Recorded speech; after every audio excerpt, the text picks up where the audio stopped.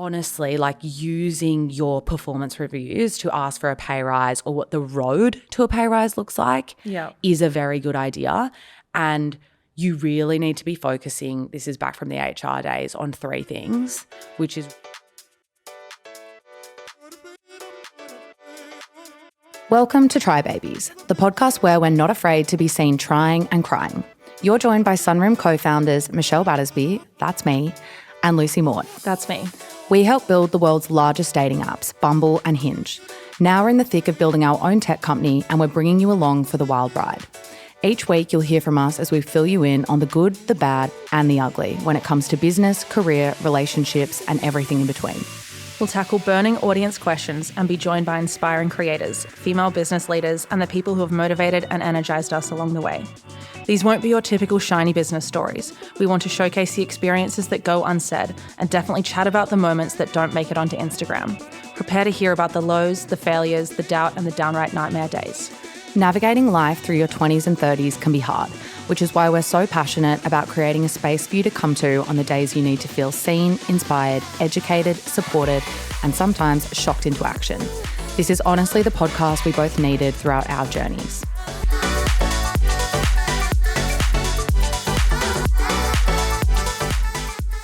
Lucy, welcome back to the show. It's great to be back. Okay, so this is our first founder normal app. We're not really talking about ourselves anymore. The story, everyone's got the gist. Yeah. So now we can actually get stuck into hopefully providing people with a bit of value. Let's see how we go. Yeah, TBC. We'll let the listeners decide.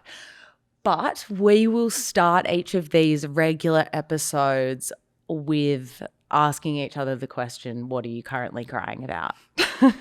So Lucy, what is your current cry? I mean, my actual cry, like tears being shed. Have you cried this week? Yeah. It's only Tuesday. When did you cry? I cried on Sunday. Okay. And it was like relationship stuff. Okay. Yeah, my partner and I were like deep in the throes of like trying to figure out our future compatibility. And I think it's like, it's tough. But business-wise, I think my cry is our growth, which I might share with you. We've always grown, and we have grown recently, but like only a little bit the last 2 months. And I think we're coming on our 3rd month of like relatively flat growth. And that's stressful when you're in a startup. Yeah. And so, yeah, not actual tears being shed, but like stress tears, sweat. Yeah. I'm sweating. What about you? What are you crying about? I'm also crying about our growth. I was having a deep think about this yesterday, and I was like, I just feel tired. I feel like it's been, focusing on growing month on month for 2 years straight is really starting to take a toll on me. Mm-hmm. And I actually had to give myself this pep talk, like, maybe the founders that survive are the ones who can just get through this. Yeah. The ones that can just keep trying and get through the exhaustion and the relentlessness of that and the defeat that you feel. And I think for me, just like this constant talking to creators and pitching creators. Like for 2 years, I've just been trying to win people every day. Like I go and run a race every single day and try to win. It's relentless. Yeah, it's just really actually started to get me down a bit. Like I have an eye twitch that's developed today. I'd love it to come on for camera. I don't know if it will, but I just looked at it in the bathroom mirror. It's like, there's that twitch that I get.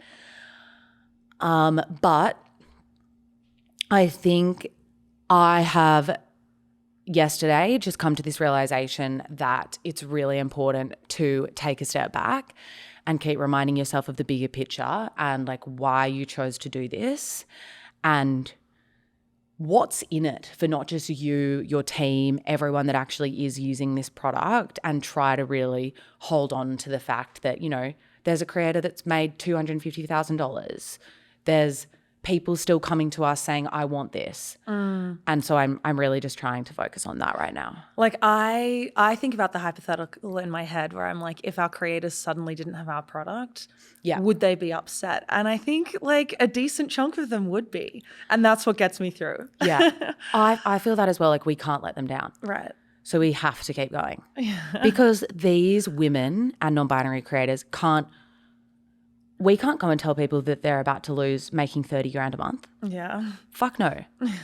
That can't happen. So there's no alternative here. It must be done. We forge on. Yeah.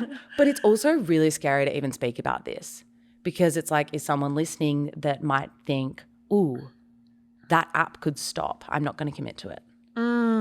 But this is exactly like if we're thinking about prospective investors listening to this is exactly why they carry on about grit the whole time. And I finally get it. I'm like, they carry on.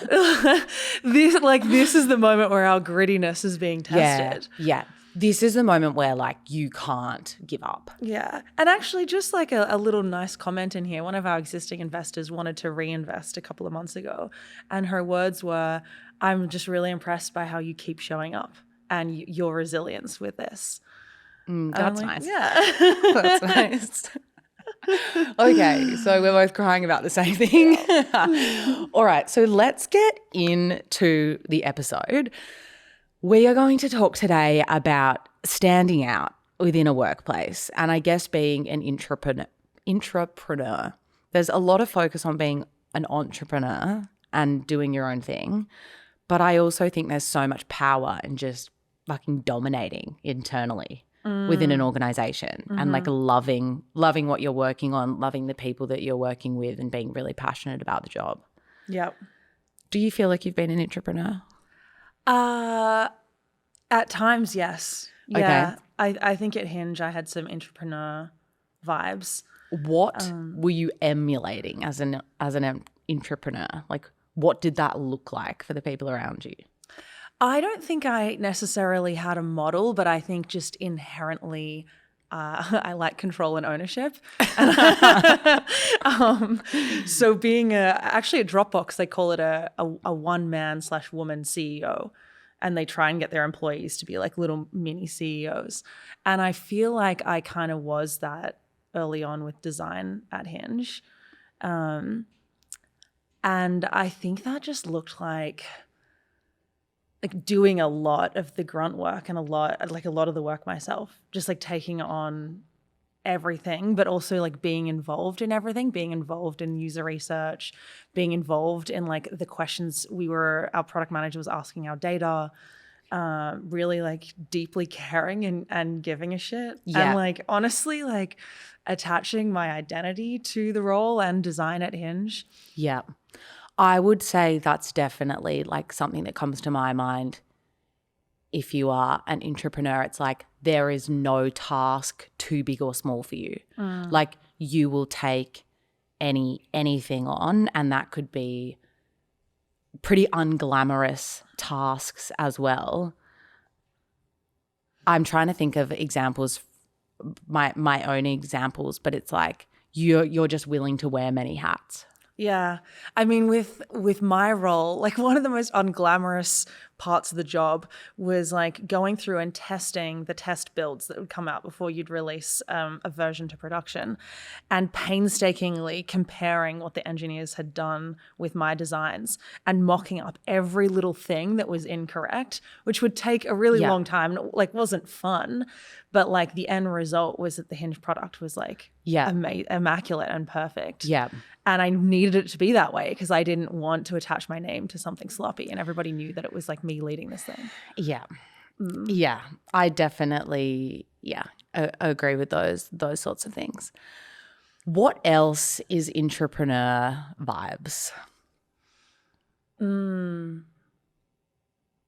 I mean, I think having initiative and sort of like thinking like a business owner. And really like having a slightly higher level, you're operating in the weeds, but being able to like eject and have a higher level view of the business and like think what does the business need most, and sort of like try and get a step ahead, because like the person you're working for, the founder, your manager or whatever, that's what they're worried about. Yeah. So like I think if you can also try and like understand what they're worried about and like what they're trying to solve. Yeah. It's definitely going outside of your job scope. Like you are always willing to take on other projects and solve problems that you see popping up around you. Like I think these are the people that they're thinking about their work outside of work. You know, like every conversation is kind of an opportunity to potentially solve a problem that they're dealing with in their day to day. And I think that comes back to what you said about it becoming a part of your identity. You like live and breathe it. Yeah. Entrepreneurs are evangelists for the brand. Like, because they like genuinely love it so much, they will talk about the brand or the mission or what's being built while they're out and about with their families. They'll speak about whatever they're working on with pride. Yeah. Do you think that entrepreneurs are probably just ambitious people? Probably, yeah. I mean, I don't think you can care that. Can you care that much without being ambitious? I don't think so. Because I think that is what it ultimately comes down to. Is like you really give a shit about this and like you really give a shit about your performance. Do you think ambition can be learned? No, I truly don't. I don't think you can teach. I tie ambition. It's like, what's the output that it produces, you know, which is like someone's work and like, yeah, literally ambition turns into output, right? Which can look like someone working hard. And I don't think you can teach someone how to work hard. You can teach someone many skills. Someone could have all the skills in their little tool belt, you know? Yeah. But if they're not a hard worker, that doesn't really matter. Yeah. Entrepreneurs probably also have a desire for recognition and public recognition, which I think is also tied into ambition. Like you have this innate desire to be seen as valuable or to prove yourself as valuable. Yeah, like the chip on the shoulder. Yeah. I mean, we could probably do a whole separate podcast on like the origins of that. And I'm actually not a psychologist, so I can't really fully speak to it. But yeah, I do think, it kind of comes back to your values, I suppose. Like I would say we're both ambitious people, care a lot about the work that we put out there, and our self-worth is tied heavily to the work that we do, which may or may not be a good thing. Yeah. But it works right now. So right. But like people have all sorts of different variations of self-worth. And I think some people tie it to work and what they're producing. Some people tie it to their relationships and how they're like bonding with other people in their friend group. Some people tie it to their like creative pursuits and, you know, what they can generate musically or artistically. And I think it's important to have some sort of source of self-worth, unless you're one of those people that can like truly just find it within. And maybe that's the end goal. We will see. Time will tell. Okay, so actually standing out within the workplace, I view it as something that's pretty easy to do. Like I think it is pretty easy to do little things that make you stand out within an organization if you want to. And I honestly think there are just some basic one-liners people could be using that give star employee. Yeah. And like it's as simple as when you finish work at the end of the day, it's like you don't just get up and leave your desk. You say, hey, I'm going to head off soon. Is there anything else I could do today? Is there anything you need a hand with? Yeah. That shows I care and I'm like willing to do the extras. Yeah. But I think there are some people that don't want you to say yeah. Right. So they'll never ask that question. And this probably is not for you. Because I think that comes back to what can't be taught. Like you need to care. Right. And you need to want to work hard. Because those people that ask that question, they're genuinely willing to like sit down and stay another hour if there was something very pressing. Yes. Or they're the people that say, hey, I heard you having a conversation about this. That's something I'm really interested in. Could I get involved? Do you need help with that project? I've actually started thinking about that too. Here's some little ideas I had. Yeah. I think an extremely simple one-liner that everybody should use in their one-on-ones with their manager is, what feedback do you have for me? Or like, What could I be doing better? yeah, what can I be doing better? What's one thing I can do to make your life easier? Yeah. It just shows that you want to be better. It shows that you're humble. You're almost a student. Like, Yeah. I am still learning. I know I'm not at the top of my game, but I want to get there. Or, hey, I don't feel like I'm at capacity. Is there something I could help you with? Yeah. I want to be doing more. It really bothers me when I'm not at capacity. What else could I be doing? Right.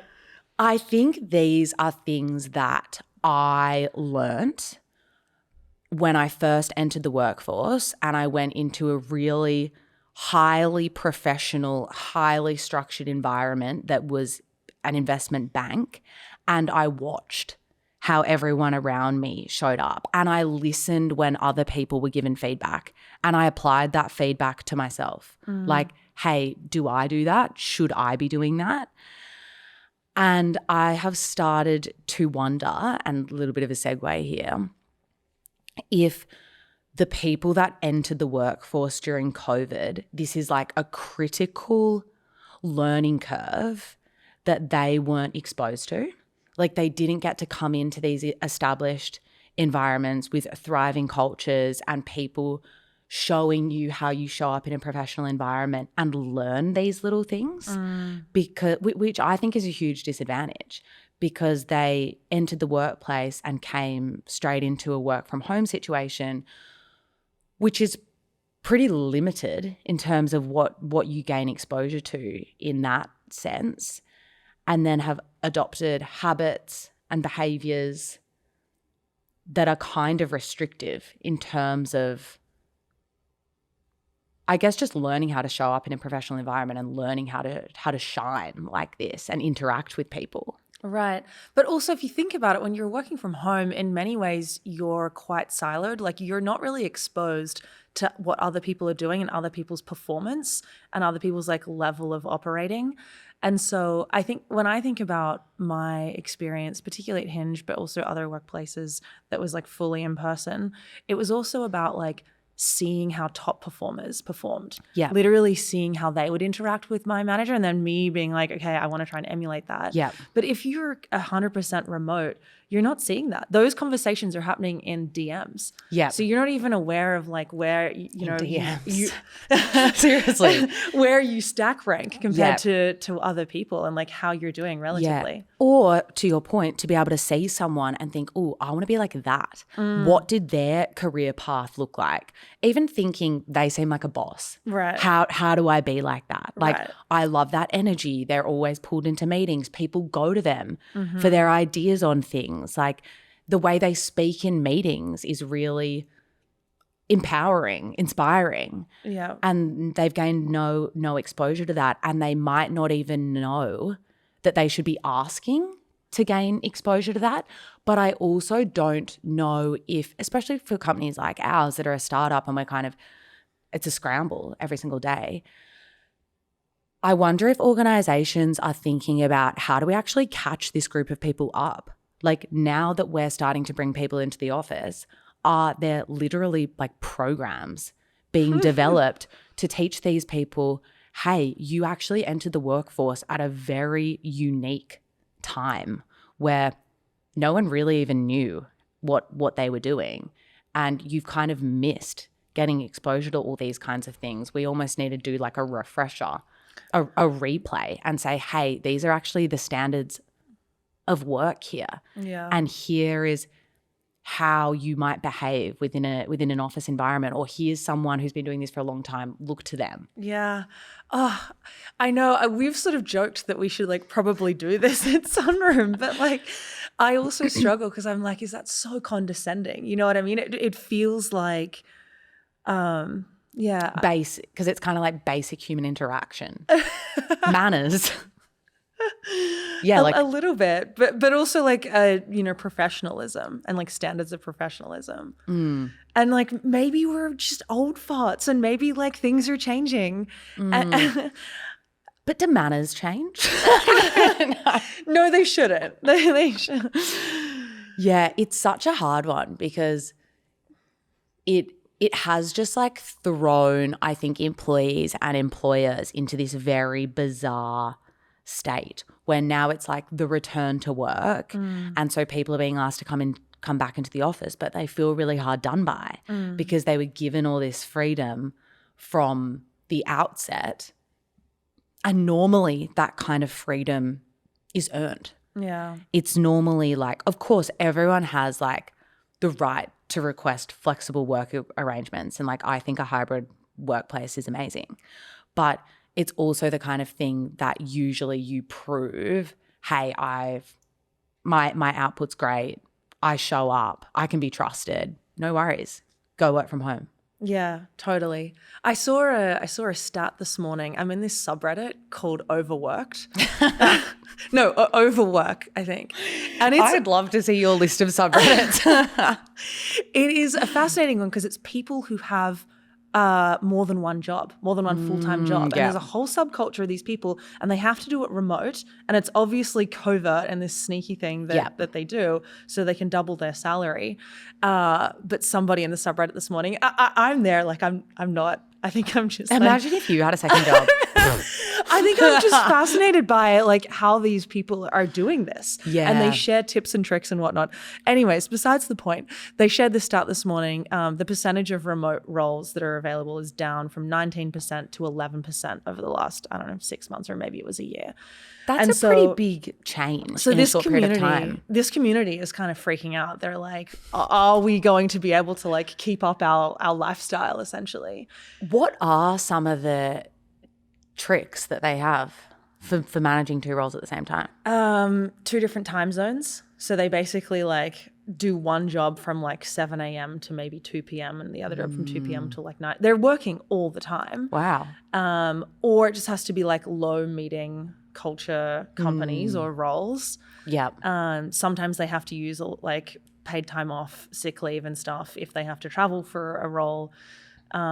Using like 2 different desk setups and 2 different monitors so they can like compartmentalize and like move between the others. But they basically say like you can only do this if you're good at your job, which totally makes sense. To get away with it. To get away with it. To be able to keep performing. You can't be a low performer in one of these roles. You get let go. Yeah, that's true. But yeah, I feel like it's a good question around like what can people do in workplaces to bring everybody else up to speed around like what's expected. Mentors. I think assigning people mentors could be a great one. Yeah. I also think just acknowledging that it's a unique way to start. I think it's like specifically for the people that started their professional journeys through COVID, because leaving university and going into a workforce is a pretty big change. And it is a learning curve, and you are exposed to many different things, and it is pretty unique to have not gone through that or to have gone through that in isolation. So even just acknowledging that and then acknowledging the fact that it will be a change again to kind of reverse this.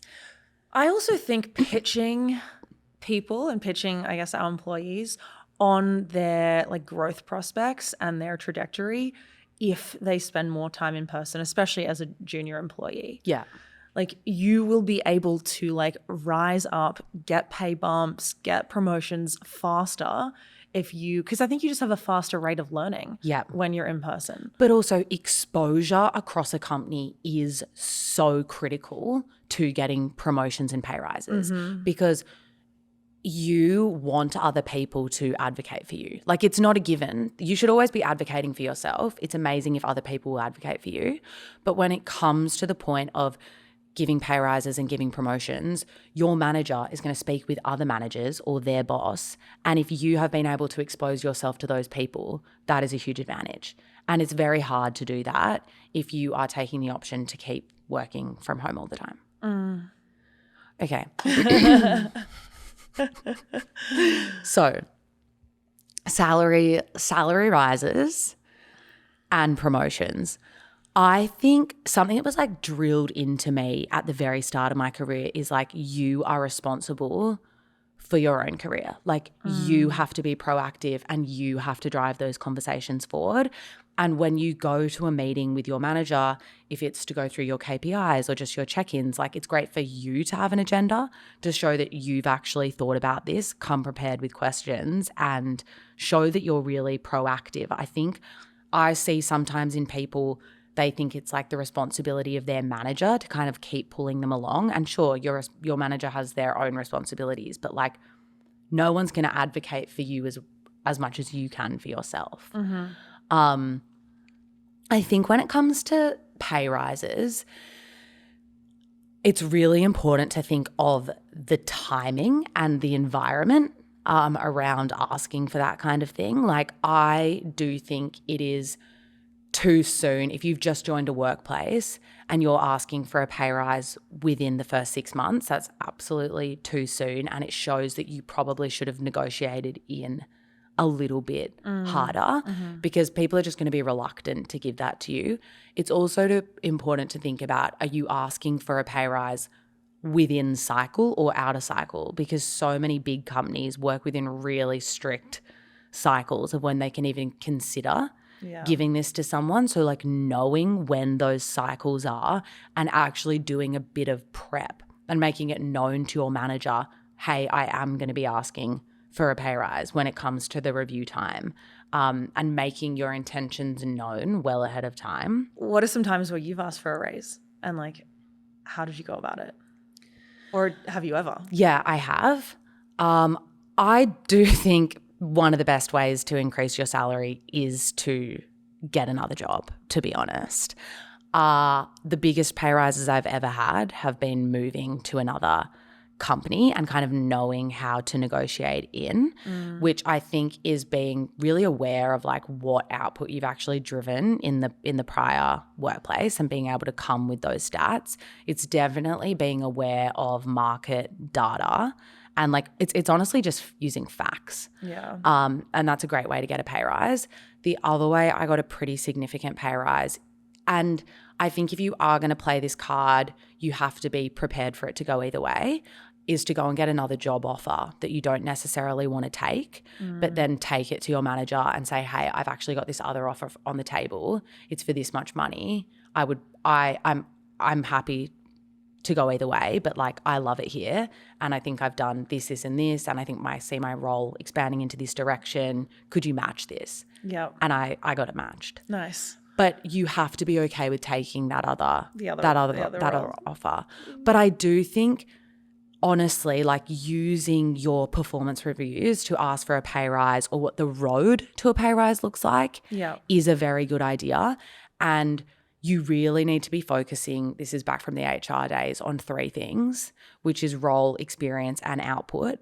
Looking at those 3 things is all looking inwards. Sometimes people come to me and ask for advice and they're like, I know someone in my same role is being paid 20 grand more than me. That is not the right way to approach a pay rise. It sucks if you found that out and it can be hard to cope with, but you have got to remove all emotional attachment to this conversation, and you have to look within yourself at these 3 things. What is my role and am I performing it? Am I outperforming it? Have I started taking on more and more? Is my job scope actually expanding? How much experience do I have? Because old mate with 20K more might have 10 years on you. So like just don't think about that. Yeah. How much experience do I have? What experience have I brought from other jobs? And then what is my output? And that is just facts. Like I have driven X%. I brought on this partnership. I developed this initiative within the organization. Like show all the ways you add value and make it all about yourself. And then again, bringing market data into the conversation, especially if you think you are underpaid, is really important. So like if you're in Australia, you could go and look at Hayes or Hudson in the US. You look at them more than me. Yeah, I use Pave, but you have to pay a subscription for it, but the data is very good. Yeah. Or like Built in LA, Built in New York has like pretty up-to-date salaries, particularly for tech. Yeah. Yeah. What about some of the common responses or like pushbacks or knockbacks you will get from a manager if you're approaching them about a pay rise? I think most of the knockbacks, I think the first thing to remember is like, don't ask, don't get. So you literally have nothing to lose in asking. All you need to do is be prepared, literally like follow these steps and be prepared. And the worst thing that can possibly happen is that they say no. But I think the main reasons why businesses would say no usually comes down to that like first point I raised, which is what is the timing of you bringing this up and like what is the current environment? Is the business cutting costs? Has there just been a huge restructure? Is it off cycle? So I think these are things that you need to consider and like really time these conversations correctly. But I think if it is a setback, normally it won't be a no forever. It'll be like we need to see more from you. So get really clear on like what you could be doing to get that pay rise. Like, okay, I hear you.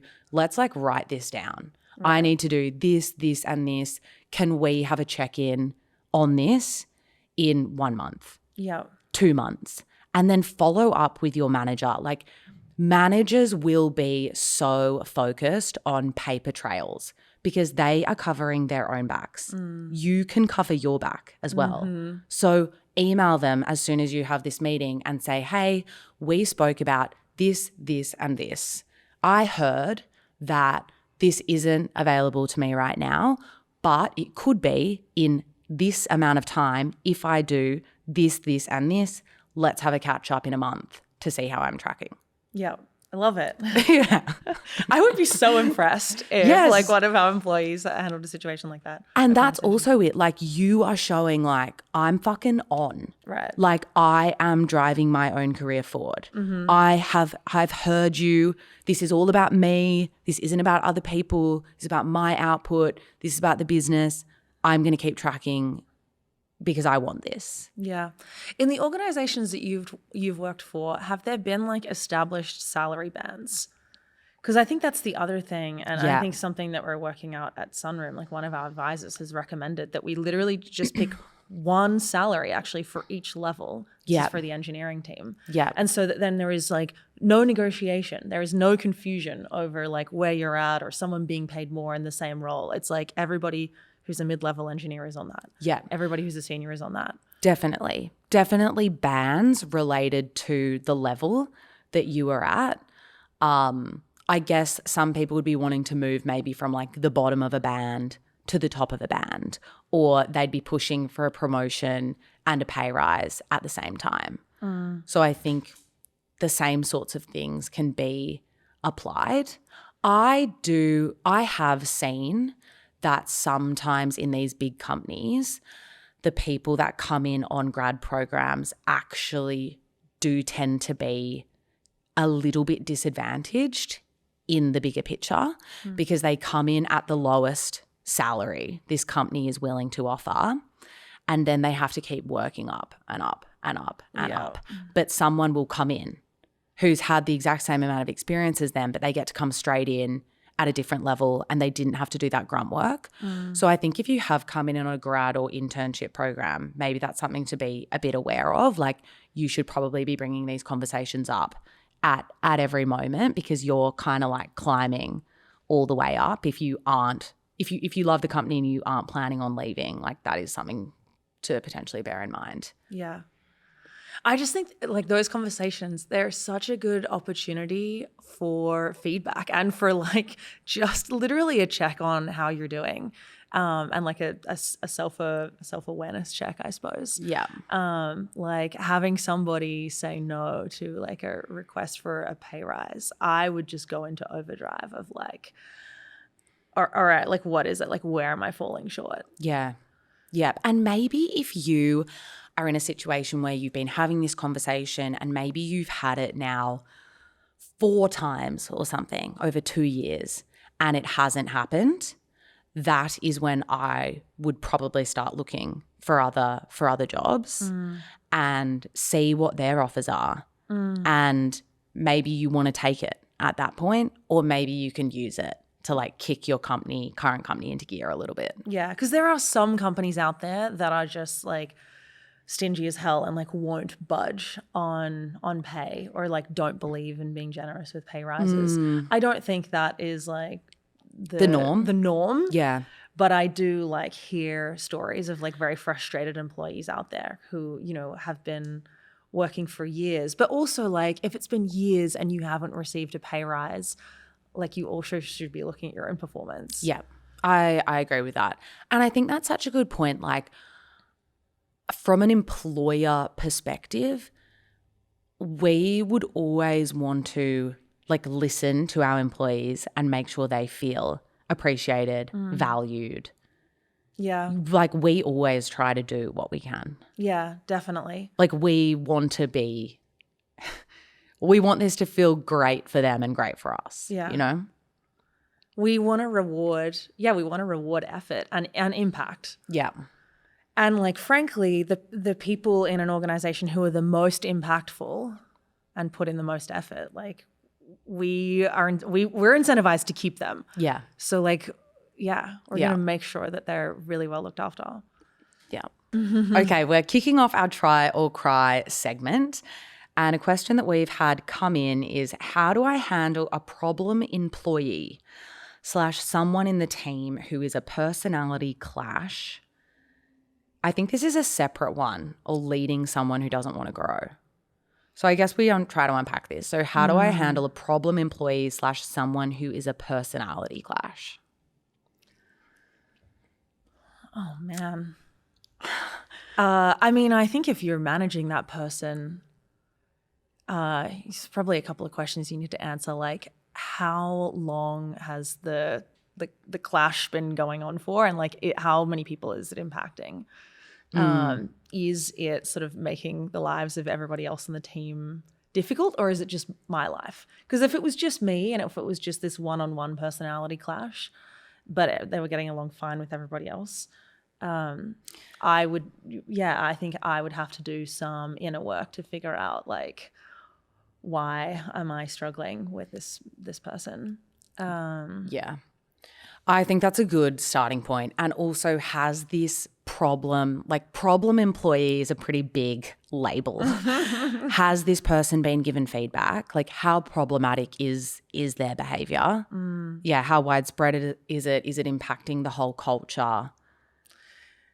And their openness to feedback, I think, because I think there are some personality traits where you could like try and gently give somebody feedback on them, but they're so stuck in their ways, or they're so driven by their ego that like there is no way that you're going to see meaningful change there. But some people are really receptive and probably don't even realize that, you know, some of the things that they're doing are really grating or difficult to work with. Yeah. And also, is this person having complaints put in against them? Because that's actually pretty serious and something that has to be addressed. But part 2 of this question, leading somebody who doesn't want to grow, like my first response to that was like, they have to go. Yeah, fire them. Literally, goodbye.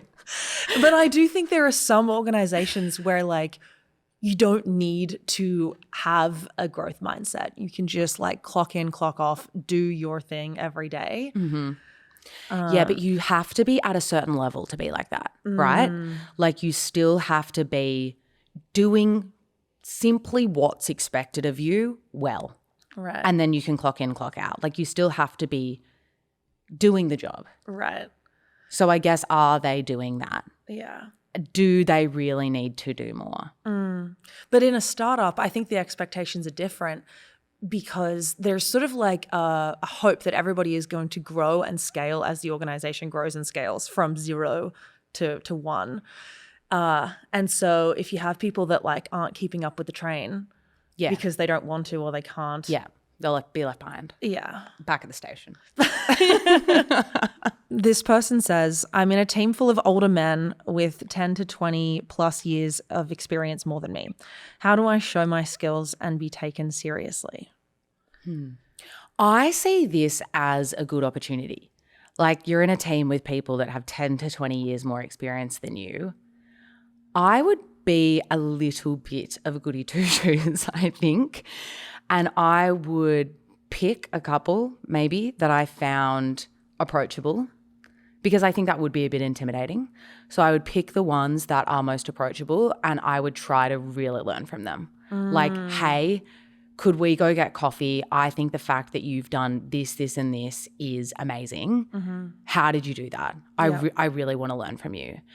And I think that really helps to build relationships and like humanize these people, because it can be pretty scary to be surrounded by a group of men that have a lot more experience than you. So I think just reminding yourself, like something I used to do in banking was remind myself that the person I was sitting across from was like someone's dad whose daughter probably pays them out when they go home.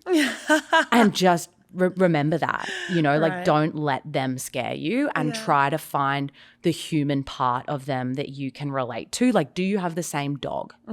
Great bonding. You know, do you like the same restaurants? You will be able to find something that will start to break that relationship down, and you will actually be able to talk to them about different things other than work. But I would try to just maybe buddy up with the more approachable ones and show that you're really keen and curious, because then that person will most likely help create space for you in a room that would be pretty intimidating. They'll probably really appreciate your energy as well. I think there are also some industries or organizations where your youth is an advantage. Like, I think about if you work in anything to do with advertising or content, anything to do any sort of work where your like mindset and experience as a young person can literally inform like the marketing or the brand or a particular direction we might want to take things to like expand our market. Like, I think youth in those situations can be like awesome, or even in tech. Like, I think about engineering organizations, and like I risk coming across as ageist here, but younger engineers often have an advantage because they are the first to like go and learn and adopt new technologies. And like the people that have been in the industry for 10 or 20 years, like they're honestly tired of learning. So your like willingness and ability to like learn things quickly and like have a finger on the pulse of like what's new and like in terms of process and stuff will help. Yeah, you're bringing different things to the table. Yeah. So like remind yourself of, I guess, that freshness or different perspective that you bring, because that is valuable. Thank you so much for joining us on this week's episode. A quick ask: if you enjoyed listening, it would mean the world if you could jump on Spotify or Apple and review the podcast. 5 stars only, please. We need to build that army so we can read what you loved and what you want to hear more of. We're so grateful to have such an incredible community of empowered, motivated, and confident women supporting each other here to go after their dreams. That's what we've needed most throughout our journey. You can subscribe so you don't miss our episodes, or head over to our Try Babies podcast Facebook group and Try Babies Insta, where we can connect with you more and ask us questions that you want answered in the show. See you on the next episode of Try Babies.